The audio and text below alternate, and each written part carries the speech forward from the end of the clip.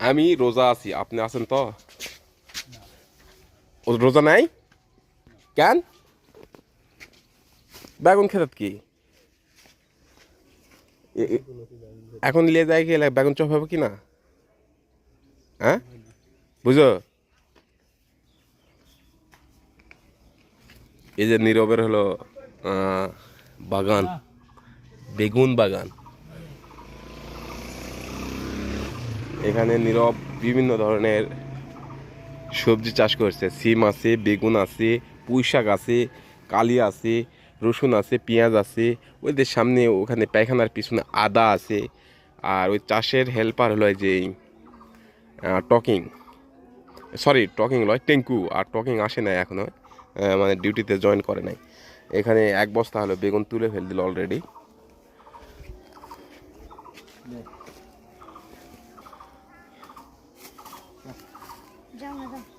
এই যাবে কেন? তো এখন এরা যাবে।